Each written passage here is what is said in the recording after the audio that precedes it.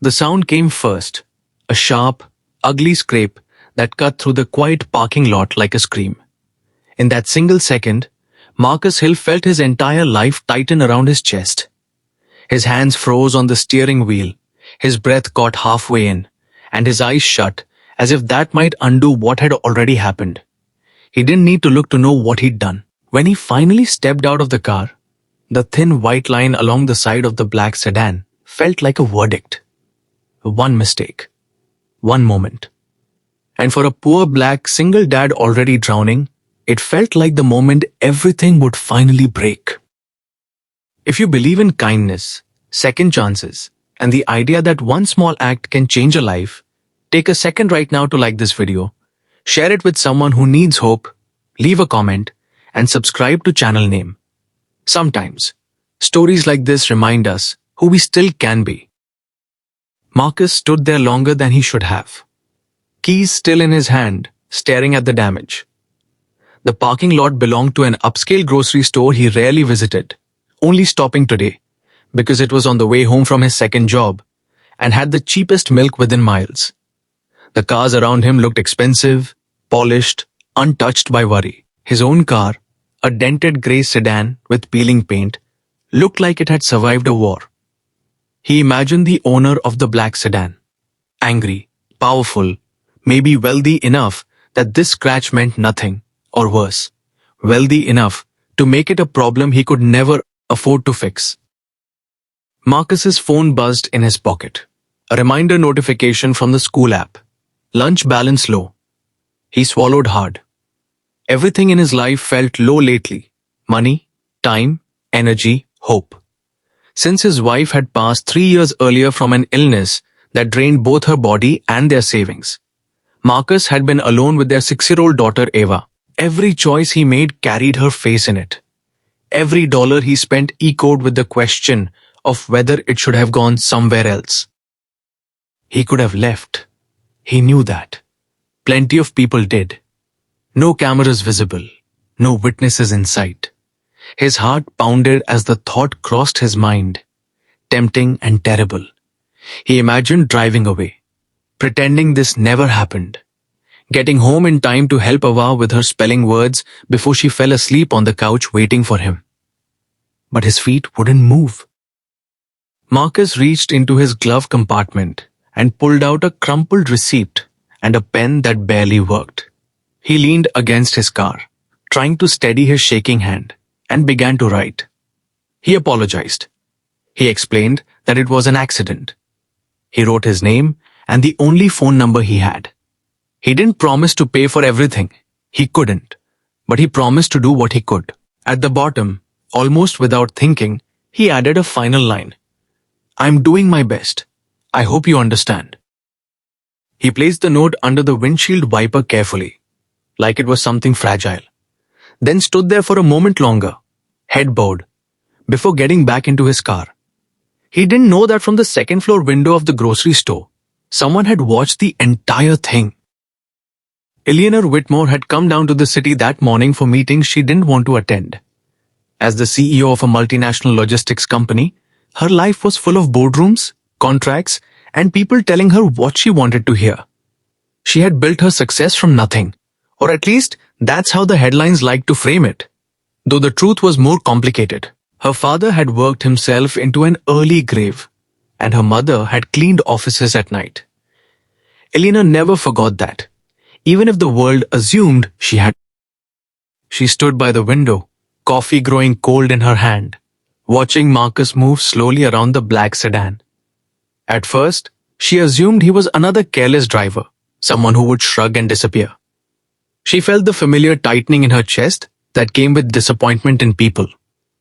But then she saw him pull out the pen. She saw the way his shoulders slumped, the way he paused before placing the note, as if bracing himself for judgment that hadn't yet arrived. Eleanor didn't move. She didn't interrupt. She just watched. And something about the quiet honesty of it unsettled her more than any grand gesture ever had. Marcus drove home with the radio off, the silence loud in his ears. Ava met him at the door, her hair in messy braids, her backpack still on. She launched herself into his arms, and for a moment, the weight of the day eased. He cooked dinner from what little they had, listened to her talk about school, nodded and smiled, and pretended his mind wasn't stuck on that note, on the fear of a phone call he might not survive financially. That night, after Ava fell asleep clutching her stuffed beer, Marcus sat at the small kitchen table and sorted bills into piles he already knew he couldn't manage. The rent notice sat on top, bright and unforgiving. He rubbed his eyes and whispered a prayer he wasn't sure anyone was listening to anymore. The call came the next afternoon while Marcus was stocking shelves at the hardware store. He almost didn't answer. Unknown number. His stomach twisted as he stepped into the aisle and picked up. The voice on the other end was calm, measured, and polite. It belonged to Eleanor's assistant, who explained that the owner of the car had received his note and wanted to meet. Marcus's hands went numb. He imagined lawsuits, police reports, humiliation. He said yes because he didn't know how to say no. They met in the same parking lot 2 days later. Eleanor stood beside the black sedan, dressed simply, no sign of her status except in the way she carried herself. Marcus approached slowly, every step heavy. He apologized again, words stumbling over each other, explaining his situation without meaning to, like confession spilling out under pressure. Eleanor listened. She didn't interrupt.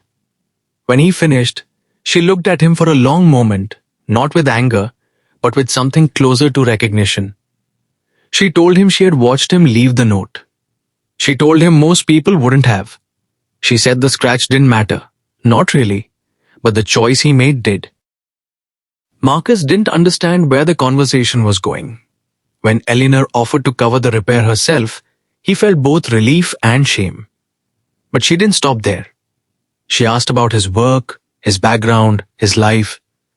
She asked about Ava. What Marcus didn't know was that Eleanor's company had been struggling to fill a new operations role. Someone with hands-on experience, resilience, and integrity. She had been tired of polished resumes that hid empty character. Standing there in that parking lot, she saw something no document could show. The opportunity didn't come wrapped in promises. It came as a conversation, then an interview, then a chance. Marcus doubted himself every step of the way. He almost turned it down, afraid to hope. But Ava's smile when he told her he might have a better job gave him courage he forgot he still had. Months passed.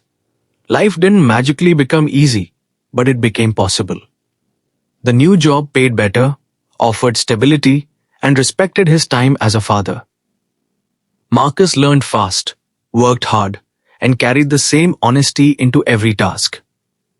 Eleanor watched quietly, not as a savior, but as someone reminded of why she built her company in the first place. One evening, as Marcus tucked Ava into bed in their new apartment, still small, but warm and theirs, she asked him why he always told her to do the right thing, even when it was hard. He thought about the note, about the scratch, about the woman watching from a window he never saw. He told her that doing the right thing doesn't always change things right away, but it changes you, and sometimes that's how everything else begins to change too. Near the end of the year, Marcus sent Eleanor a handwritten thank you card. Not for the job, not for the opportunity, but for seeing him when it would have been easier not to. Eleanor kept that card in her desk, a quiet reminder that leadership wasn't about power. It was about paying attention. If this story touched your heart, if it reminded you that kindness still matters in a world that often feels rushed and unforgiving, please like this video, share it, and subscribe to channel name. Your support helps stories like this reach the people who need them most. And before you go, leave a comment below. Tell us, if you were standing in that parking lot, what would you have done? And have you ever experienced a moment where doing the right thing changed your life, even in a small way?